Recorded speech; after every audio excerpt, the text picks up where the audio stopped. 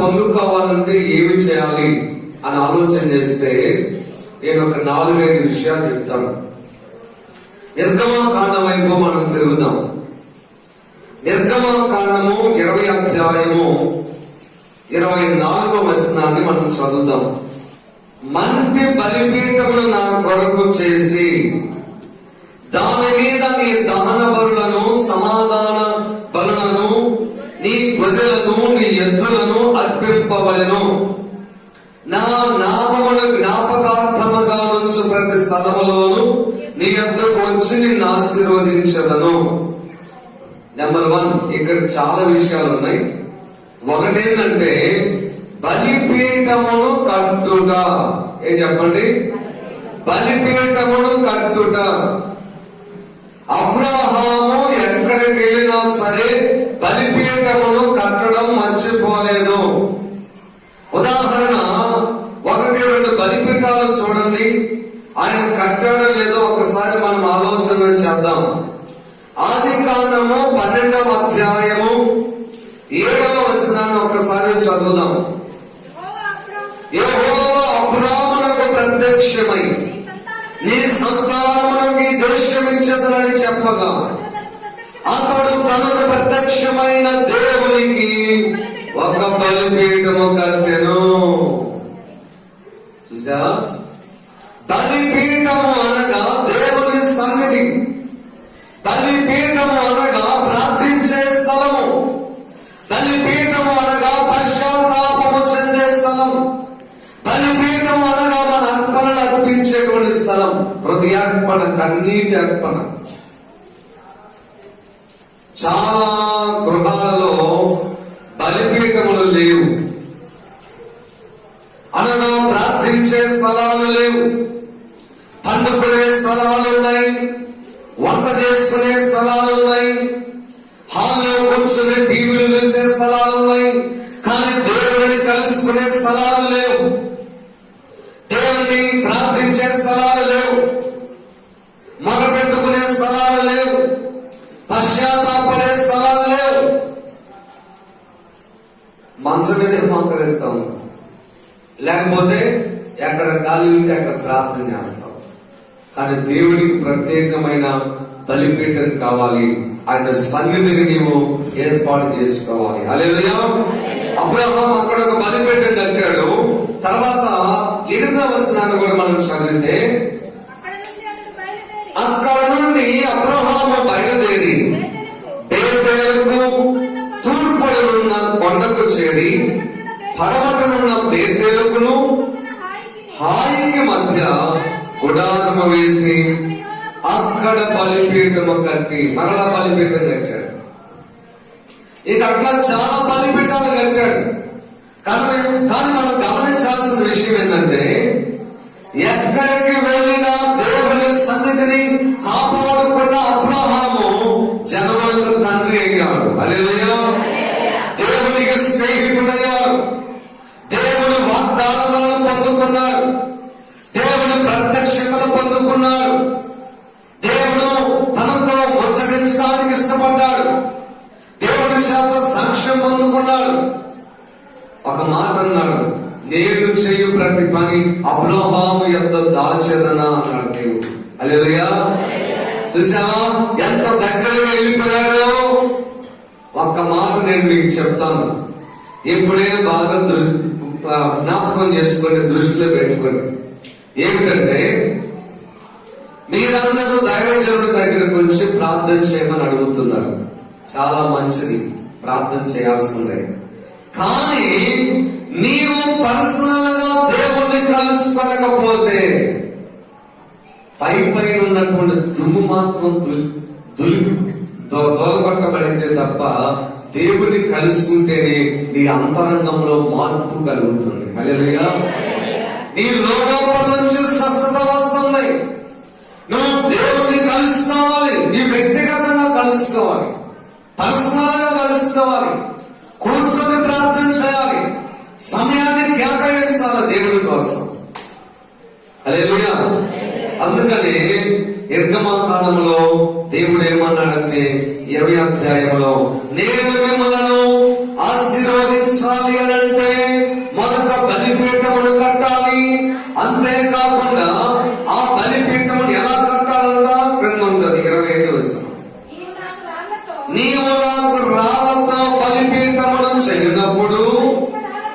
మలిచిన రాళ్లతో దానిని కట్టకూడదు.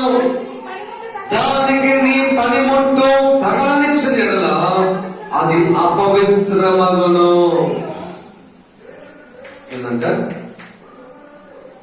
నీవు ఎలాగైతే ఉన్నావో అలాగే దేవుని సన్నిధికి రావాలి. హల్లెలూయా.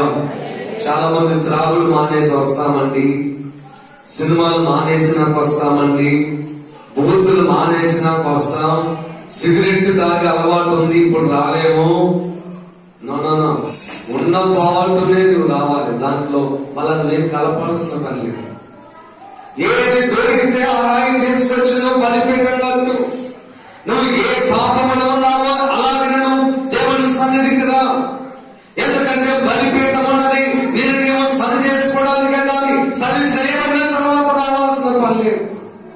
యేసు పాపులను పిలవడానికి వచ్చాడు తప్ప నీతిమంతులను పిలవలేదు. చాలా మంది అంటారు, అమ్మాయి మంచిది కాదు, ఈ అబ్బాయి మంచోడు కాదు, ఆ మంచిది కాదు, ఈయన మంచోడు కాదు.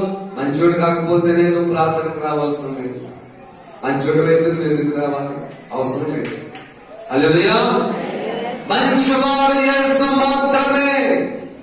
జన్మతః కర్మ పాపము లేనివాడు ఏకైక పరిశుద్ధుడు దేవుడు యేసయ్య మాత్రమే. ఆయన అన్నాడు ఒక మాట, నాలో పాపమున్నదని మీలో ఎవడైనాను స్థాపింపగలడా, నిరూపించగలడా, నేరస్థాపన చేయగలడా? కనుక ప్రియమైన దేవుని బిడ్డలారా, దేవుడు అన్నాడు, నేను మిమ్మల్ని ఆశీర్వదించాలంటే బలిపీఠం కట్టి దాని మీద దహన బలులను, సమాధాన బలులను, నీ గొర్రెలను, నీ ఎద్దులను అర్పింపవలను. అయితే నేను నా నామములు జ్ఞాపకార్థముగా నుంచు ప్రతి స్థలములో నీ యొద్దకు వస్తా. హల్లెలూయా. నువ్వు మందిరానికి వచ్చినప్పుడే దేవుని యొద్దకు వస్తాడు. నువ్వు దేవుని సన్నిధికి వచ్చినప్పుడే ఆయన నీ యొద్దకు వస్తాడు. చాలా మంది క్రిస్మస్ పండుగకు వస్తారు, కొంతమంది ఏమో ఈస్టర్ పండుగకు వస్తారు, యేసయ్య మరణ పునరుత్థానాలను జ్ఞాపకం చేసుకోవడానికి. లేకపోతే కొంతమంది కష్టం వచ్చినప్పుడు వస్తారు. నీకు ఇష్టం వచ్చినప్పుడు, నీకు కష్టం వచ్చినా నష్టం వచ్చినా ఇష్టం ఉన్నా లేకున్నా నీ ఆత్మ దేవునిది కనుక నువ్వు ప్రభుని ఆరాధన చేయడానికి ఆయన సన్నిధికి రావలసిన బాధ్యత. హల్లెలూయా. గట్టిగా స్తోత్రం చెప్పండి. హల్లెలూయా.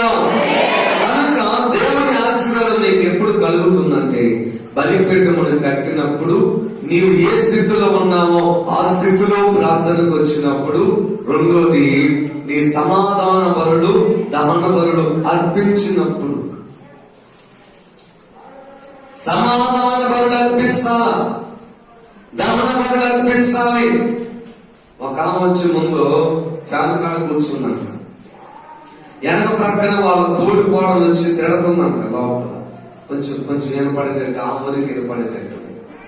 సిగ్గులేంది, నేనంటే గిట్టడు గాని నా ఫ్యాను కావాలా, నేనంటే పడదు గాని నా ఫ్యాను కావాల్సి వచ్చిందా, సిగ్గు చీము రక్తం ఉంటే నా ఫ్యాను కింద కూర్చోదు అంటున్నాను.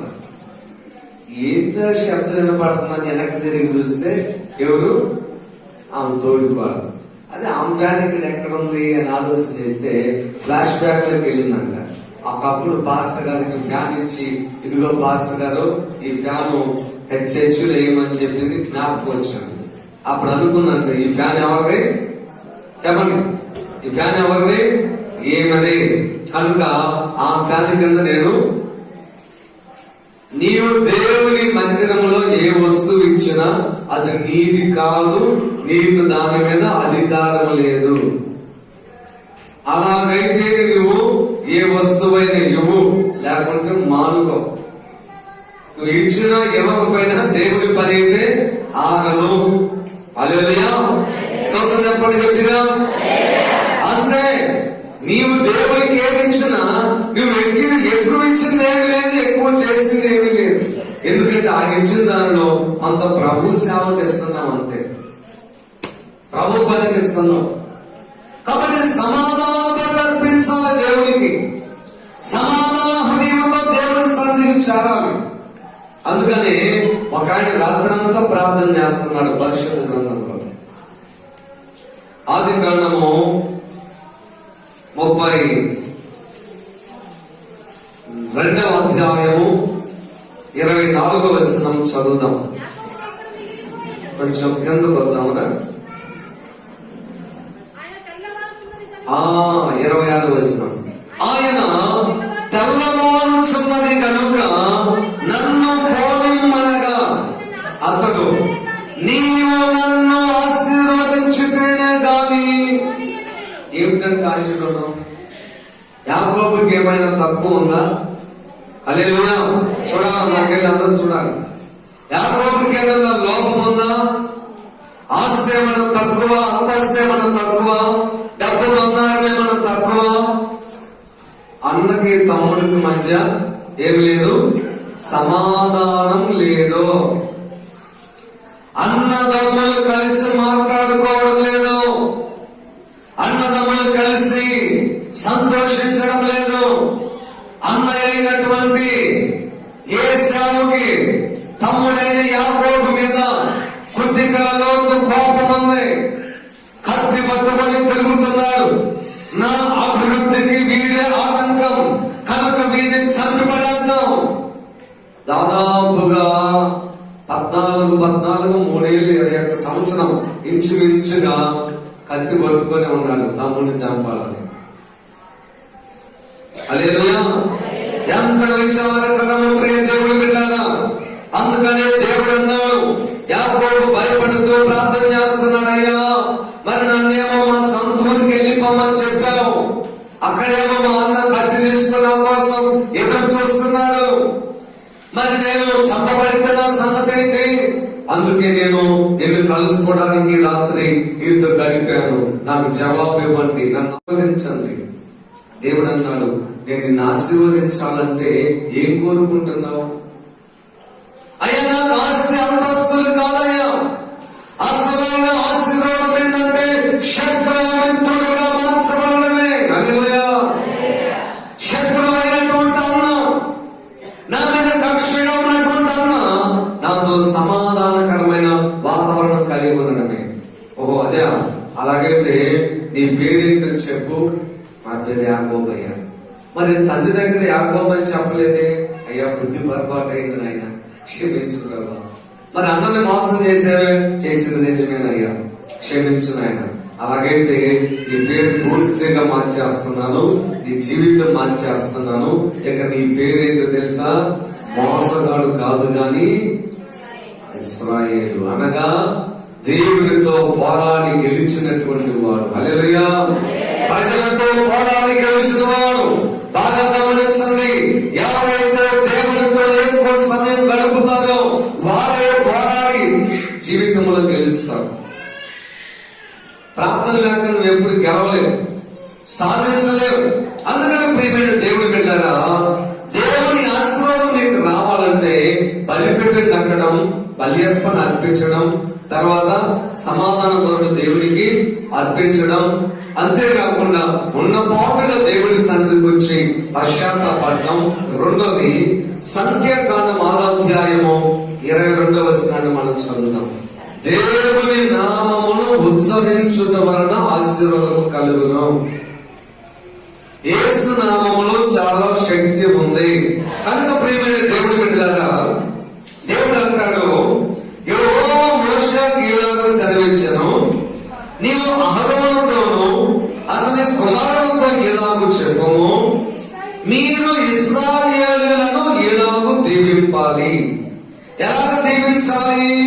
యెహోవా నిన్ను ఆశీర్వదించి కాపాడును గాక, యెహోవా నీ మీద తన సన్నిధి ప్రకాశింపజేసి నిన్ను కరుణించును గాక, యెహోవా నీ మీద తన సన్నిధి కాంతి ఉదయింపజేసి నీకు సమాధానము కలుగజేయును గాక అని నీవు అహరోను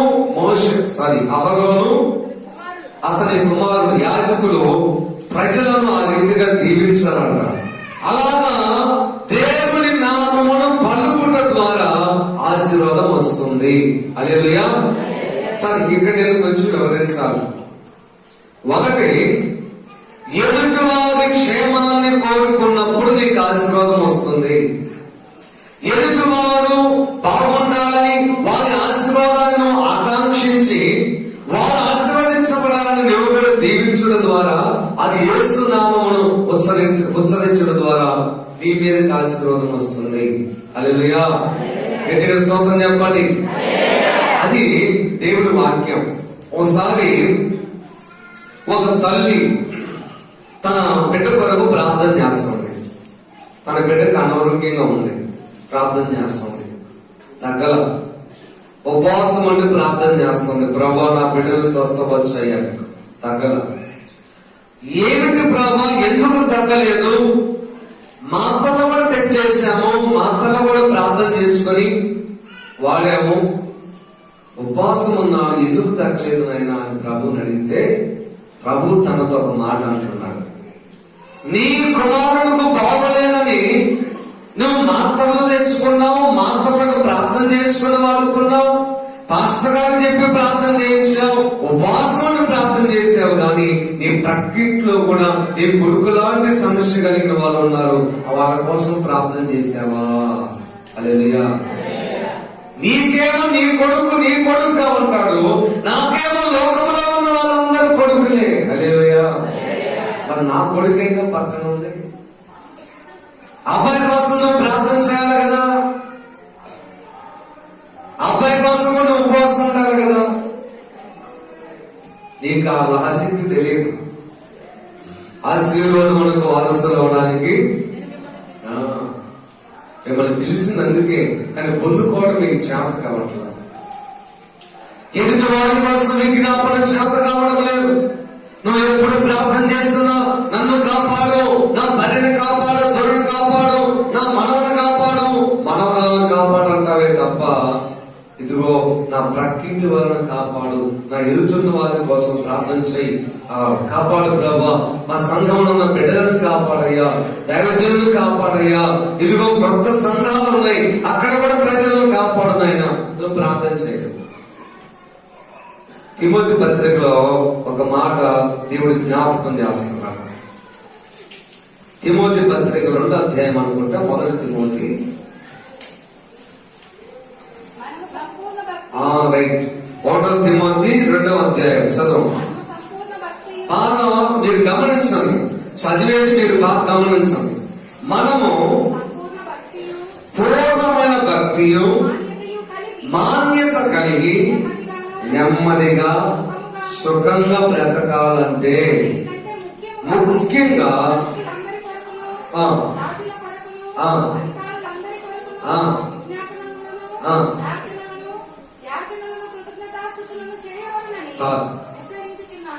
ఏమన్నాడు? మనము నెమ్మదిగా, మీరందరూ కూడా అదే అనేది, మేము సుఖంగా బ్రతకాలయ్యా, నెమ్మదిగా బ్రతకాలయ్యా, మేము ఆశీర్వాదకరంగా ఉండాలయ్యా. అలా ఉండాలంటే ప్రభు చెప్తున్నాడు, మనుషులందరి కొరకు ప్రార్థన చేయి. హల్లెలూయా. ఒక రోజంట దానియేలు గారికి అనారోగ్యంగా ఉంది. ఆయనకి ఆస్తమా అసలు ఊపిరి ఆడట్లేదు. మద్రాస్ హెడ్ క్వార్టర్ లో ఒక గదిలో ఉన్నారు. సేవకులందరూ చుట్టూ చేరి ప్రార్థన చేస్తున్నారు. స్తోత్రం చెప్పాలి గట్టిగా. హల్లెలూయా. అందరూ కలిసి ప్రార్థన చేస్తున్నారు చుట్టూ చేరి. అయిపోయింది, 12 గంటల దాకా ప్రార్థన చేశారు. అమ్మగారు ఉంది, దేవుడమ్మ గారు, అయ్యా మీరు వెళ్ళి పండుకోండి, ఇప్పటికి చాలా టైం అయింది, నాయన కొంచెం రెస్ట్ తీర్చుకుంటాడు, నేను కొంచెం పండుకుంటాను. సరే, వాళ్ళు వెళ్ళిపోయారు 12 గంటలకి. అమ్మగారు కూడా ఈ చైర్ ఉంటే దాంట్లో పడుకొని అలాగే ప్రార్థన చేసి తాము కూడా నిద్రలోకి జారుతున్నారు. దాదాపుగా 3 గంటల సమయంలో ఒక స్వరం వినపడుతుంది గదిలో. 3 కూడా వినపడుతుంది. ఎక్కడ ఏంటి? ప్రార్థన మూలుగులు. ఎక్కడే శబ్దం అని ఆయన పడుకొని నిద్రపోతున్నారు. సేవకులందరూ వెళ్ళారు కదా, ఎక్కడి నుంచి వస్తుంది ఈ శబ్దం అని చెప్పి ఆమె లైట్ వేసి చూస్తే ఎవరు లేరు. ఒకవేళ వచ్చి లోపలికి వచ్చి ఎవరైనా భారంగా ఉండి నాయన కోసం ప్రార్థన చేస్తున్నారేమో అనుకుంది. చూస్తే గదులు ఎవరు లేరు. ఆయన ఒక్కడు ఉన్నాడు, అమ్మగారు పడుకొని ఉన్నారు ఈ చైర్లో. చిన్నగా దగ్గరికి వెళ్ళి చెవు దగ్గర పెట్టి ఆయన నోటి దగ్గర అలా చెవు దగ్గర పెట్టిందంట. దగ్గర పెట్టేసరికి ఆయన నోట్లో నుంచి, ఆయన కంఠంలో నుంచి ఒక మూలుగులు వస్తుందంట. అప్పుడు పట్టి ఏమండి, ఏంటి బాగలేదా? లేదమ్మా, నేను ప్రార్థన చేస్తున్నాను. ప్రార్థన చేస్తున్నారా? మీకేం బాగలేదు, మీరు ఇతరుల కొరకు ప్రార్థన చేస్తున్నారేంటి? అవును, నేను ప్రభువుతో ఇచ్చిన మాట, ప్రభు నాకు నేర్పించిన ప్రార్థనని. నీవు మనుషులందరి కొరకు ప్రార్థన చేయి, రాజుల కొరకు ప్రార్థన చేయి, అధికారుల కొరకు ప్రార్థన చేయి, ఈ సహవాసం కొరకు ప్రార్థన చేయి అని దేవుడు నాకు భారం పెట్టాడు. దేవుడికి నేను చెప్పాను, యేసయ్యా ప్రతిరోజు 3 గంటల నుంచి తెల్లవారు 6 గంటల దాకా నేను ప్రార్థన చేస్తానని దేవుడికి మాట ఇచ్చాను. ప్రభు కూడా చెప్పాడు, దానియేలు 1 గంట వరకు ప్రజలు నీతో మాట్లాడుతూ ఉంటారు, కనుక ప్రార్థన చేయడానికి సమయం దొరకదు. తెల్లవారుజామున 3 గంటల నుంచి 6 గంటల వరకు నువ్వు నా సన్నిధిలో గడపాలని ప్రభువు చెప్పాడు. అందుకే నేను ప్రార్థన చేస్తున్నాను.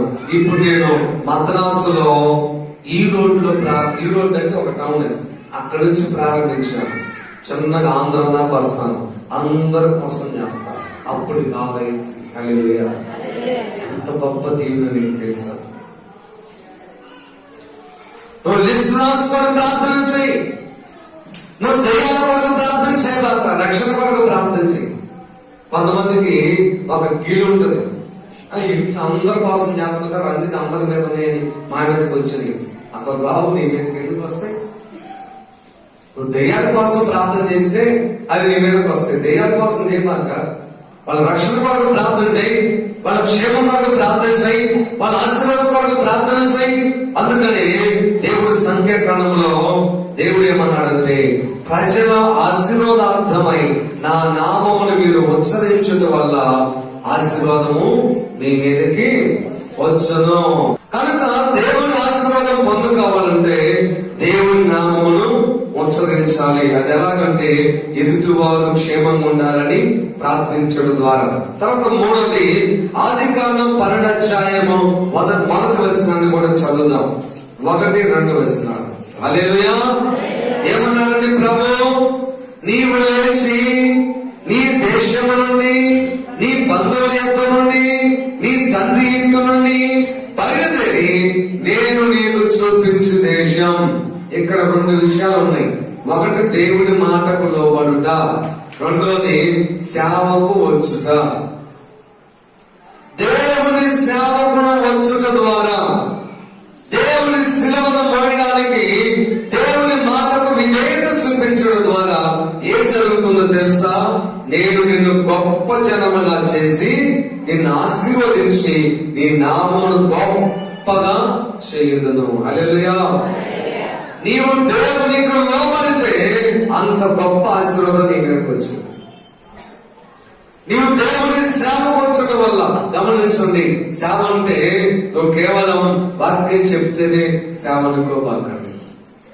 ఏదైనా ఒక స్థలంలో పలానా చోట ఒక ప్రత్యేకమైన మీటింగ్ ఉంది, మీరందరూ ఎలా రావాలంటే ఒక దండులాగా రావాలి.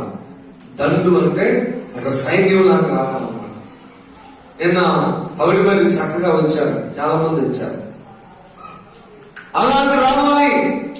ఏ వాహనం ఉంటే ఆ వాహనం దేవుడి కొరకు ఉపయోగపడేటట్టుగా ఆ వాహనాన్ని ఉపయోగించుకొని నువ్వు ప్రజలతో ఆ స్థలానికి రావాలి. నువ్వు సేవ చేస్తున్నావు, అప్పుడు దేవుడి ఆశీర్వాదం నీ మీద ఉంటది.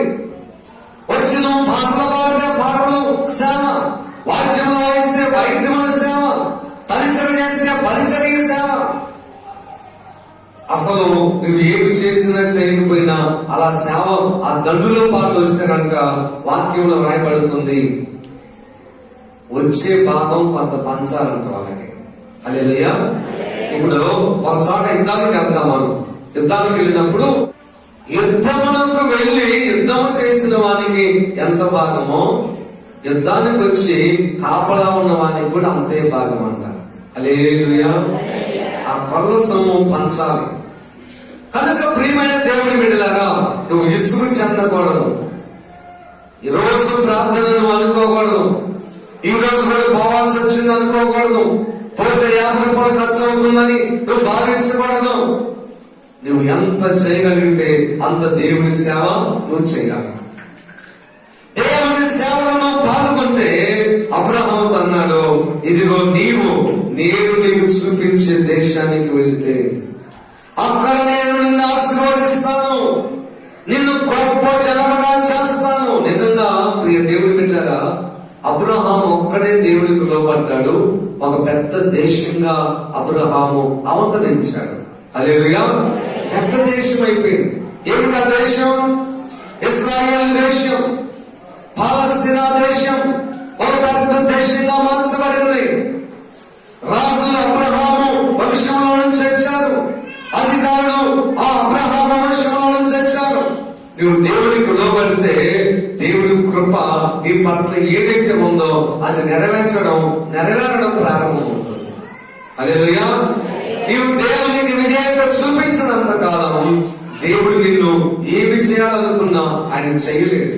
ఇప్పుడు ఉదాహరణ, నేను బంకమట్టితో ఒక ట్రాక్టర్ చేయాలని నేను అనుకున్నా, లేకపోతే బంకమట్టితో ఒక బొమ్మను చేయాలని నేను అనుకున్నా. అది చెరువులోనే ఉండి నేను ఇక్కడే ఉంటే ఆ బంకమట్టితో నేనేమన్నా చేయగలనా? అది నా చేతికి రావాలి.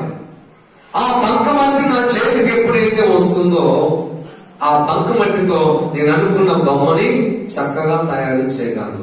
హల్లెలూయా. ఒక కొండను తయారు చేయాలి, అది చెరువులో ఉంటే కొండ కాదు, కొమ్మలు చేతిలోకి వచ్చినప్పుడు అది కొండగా మార్చబడుతుంది. హల్లెలూయా. దేవుని చేతుల్లోకి నువ్వు రావాలి. కాబట్టి విధేయత చూపించడం వల్ల, దేవుడి మాటకు లోబడటం వల్ల ప్రభు యొక్క ఆశీర్వాదం నీ మీదకి వస్తుంది. హల్లెలూయా. మరొక మాట చూడండి, ఆదికాండము 26వ అధ్యాయము 12వ వచనం కూడా చదవండి ఒకసారి.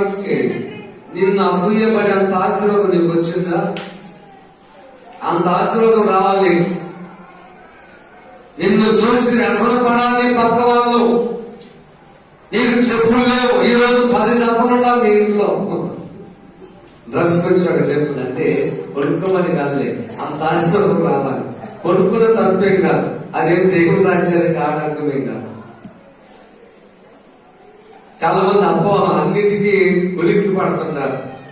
రంగు డ్రెస్సులు వేస్తే తప్పేమో, ఆశ్చర్య కడితే తప్పేమో, లేకపోతే ఈ వస్తువు, ఈ అలంకరణకు సంబంధించిన ఏది కూడా దేవుడి రాజ్యానికి ఆటంకం కాదు. హల్లెలూయా. దానికి దీనికి ఎలాంటి సంబంధం లేదు.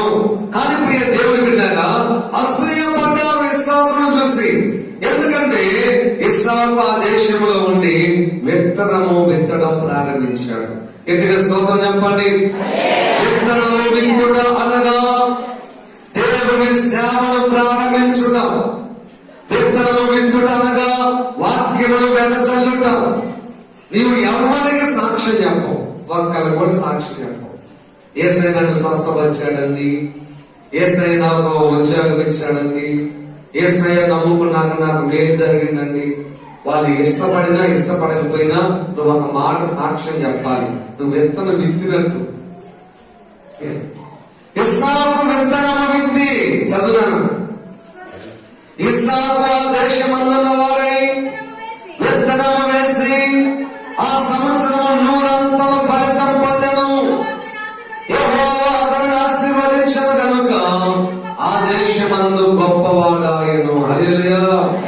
నువ్వు సేవకు సహకరించాలి. ఇందాక కూడా చెప్పాను, సేవకు సహకరించాలి, ఆత్మలను గెలవాలి. ఆ రోజుల్లో నేనేం గమనించానంటండి, ఏదైనా ఊరు పోయామనుకోండి, ఎక్కడైనా ప్రార్థన జరుగుతుంది అనుకోండి, ప్రార్థన అయిపోయినాక ఇప్పుడేమో వ్యర్థమైన ముచ్చట్లు పెట్టుకుంటున్నారు. అప్పుడు అలా చేసేవాళ్ళు కాదు, ఒకళ్ళొకళ్ళు పలకరించుకునేవాళ్ళు. అక్క బాగున్నావా, ఏంటి నిన్న ఆదివారం రాలేదు సంఘానికి, నేను బుధవారం రాలేదు, ఆల్రెడీ ప్రార్థనకు రాలేదు, ఎందుకని? అసలు ఆ రోజు వాక్యం ఎలా ఉందో తెలుసా? ఈ రీతిగా మాట్లాడుకొని ప్రార్థన చేసేది, ఒకళ్ళొకరు ప్రార్థన చేసుకునేది, హెచ్చరికలు చేసుకునేది. అంతేకాకుండా భక్తులు ఎవరైనా ఉంటే వాళ్ళకి సాక్ష్యం చెప్పేవాళ్ళు. మాకు కూడా దేవుడు మేలు చేశాడండి, మీరు కూడా రండి, యేసు ప్రభువుని నమ్ముకోండి, పాపం మానుకోండి, విగ్రహారాధన తీసేయండి, బాప్తిసం పొందుకోండి అని చెప్పేవాళ్ళు. ఇప్పుడు అవన్నీ చెప్పట్లా. పత్తి బాగానే పండిందా మీ పొలంలో? పత్తి వ్యాపారం మొదలు పెడుతున్నారు ఇక్కడ చర్చి. పొగాకు పంట కూడా మాట్లాడుతున్నారు. హల్లెలూయా, స్తోత్రం చెప్పండి గట్టిగా. చివరిగా ద్వితీయోపదేశకాండము 30వ అధ్యాయం వైపు తిరుగుదాం. ఈ మాటలు చదివి వాక్య భాగాన్ని ముగించుదాం.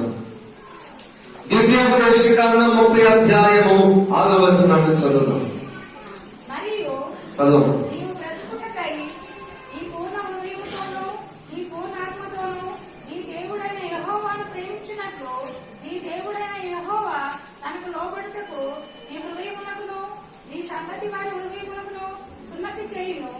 అప్పుడు నీకు నివసించిన నీ శత్రువుల మీదకి, నిన్ను దేశించిన వారందరి మీదకి నీ దేవుడైన యెహోవా ఆ సమస్త శాపములను తెప్పించును. నీవు తిరిగి వచ్చి యెహోవా మాట విని నేడు నీకు ఆజ్ఞాపించే ఆయన ఆజ్ఞలన్నిటినీ గైకొనుచుందువు. మరియు నీవు బ్రతుకుటకై నీ పూర్ణ హృదయముతోను నీ పూర్ణాత్మతోను నీ దేవుడైన యెహోవాను నీవు ప్రేమించున్నట్లు నీ దేవుడైన యెహోవా తనకు లోబడుటకు నీ హృదయమునకు నీ సంతతి వారి హృదయమునకు సున్నతి చేయను. హల్లెలూయా. ఇక్కడ సున్నతి చేయబడుట గురించి రాయబడిన ఒక మాట. సున్నతి, ఇది ఒక్కటి జాగ్రత్తగా వినండి, నేను ముగిస్తాను. సున్నతి అనగా వ్యర్థమైన దానిని తొలగించుట అని అర్థం. అవసరం లేనటువంటి దానిని తొలగించుట అని అర్థం. సున్నతి, సున్నతి రకరకాలుగా మాట్లాడతాం. అలాగే మన యొక్క జీవితంలో చాలా వ్యర్థత్వం అనేది మనలోకి వస్తుంది. వ్యర్థమైన మాటలు, అనవసరమైన ముచ్చట్లు, వ్యర్థమైన స్నేహబంధాలు, వ్యర్థమైనటువంటి అలవాట్లు, వాటి వల్ల భార్యకి మేలు లేదు, వాటి వల్ల భర్తకి మేలు లేదు, వాటి వల్ల కుటుంబానికి మేలు ఉండదు, వాటి వల్ల ఎవ్వరికి మేలు ఉండదు. కొంతమంది ఎలా ఉంటారంటే ఊరంతరికి ఉపకారి, తనకు తాను అపకారం. ఊర్లో మొత్తానికి మంచిది, మంచివాడు అని అనిపించుకుంటారు. తన కుటుంబంలో తనకు, తన భార్యకి, తన బిడ్డలకు మాత్రం అపకారి, వాళ్ళకు మాత్రం మంచివాడని అనిపించుకోవాలి. దానివల్ల ఏం ఉపయోగం? అది వ్యర్థత్వము. ఆ వ్యర్థమైన దానిని సున్నతి చేయాలి, తీసివేయబడాలి. ఆ వ్యర్థమైన వాటిని నువ్వు తీసేసుకున్నప్పుడే దానికి అనుకూలమైన మాట 59వ యెషయా గ్రంథంలో ఉంటుంది. 59 యెషయా గ్రంథంలో ఒక మాట ఉంటుంది. చదవండి, త్వరగా ముగిస్తాను. రక్షింపలేక ఉండునట్లు, కొనసకాలేదు, వినలేక ఉండునట్లు, ఆయన చెవులు మందమ కాలేదు. మీకు దేవునికి మధ్య మీ దోషములు. ఆ వ్యర్థత్వం నుంచి నీవు విడుదల పొందుకున్నప్పుడు శత్రువుల మీదకి శాపం, నీ మీదకి ఆశీర్వాదాన్ని దేవుడు రప్పిస్తాడు. హల్లెలూయా. కనుక ప్రియమైన దేవుని బిడ్డలారా, దేవుని ఆశీర్వాదం నువ్వు పొందుకోవాలంటే ఒకటి చెప్పాలి, బలిపీఠం కట్టాలి, దేవుడు కోరుకున్న స్థలంలో నువ్వు కనపడాలి. రెండోది, దేవుడి నామమును నీవు ఉచ్చరించాలి. అది ఎలాగంటే నీకు వాళ్ళు ఎదుటి వారు కూడా బాగుపడాలని వాళ్ళ క్షేమం కొరకు ప్రార్థన చేస్తూ ఆయన నామాన్ని ఉచ్చరించాలి. తర్వాత ఆయన యొక్క సేవకును వచ్చినట్లుగా ఆయన పనికి నీవు లోపడాలి, ఆయన మాటలకు నీవు లోపడాలి. నాలుగవది, విత్తనం వేసి అనగా దేవుని యొక్క సువార్తను ప్రకటించాలి, సాక్ష్యము చెప్పాలి, సేవలో పాల్గొనాలి. దాని ద్వారా నీకు ఆశీర్వాదం కలుగుతుంది. ఐదవది, వ్యర్థమైన దానిని నీ జీవితంలో నుంచి తొలగించుకోవాలి. ఫలానది నీకు ఆనందం తెలిసినప్పుడు ఆ సిగరెట్ నువ్వు మానేసేయాలి, ఆ బూత్ నువ్వు మానేసేయాలి. నీ నోటి మాటను బట్టి ఇంట్లో గొడవలు జరుగుతుంటే ఆ యొక్క వ్యర్థత్వం నీవు తీసేసుకోవాలి. అప్పుడు దేవుని ఆశీర్వాదం ఆయన కైతలో నీ మీదకి వస్తుంది. కళ్ళు మూసుకొని ప్రార్థన చేసుకున్నాం.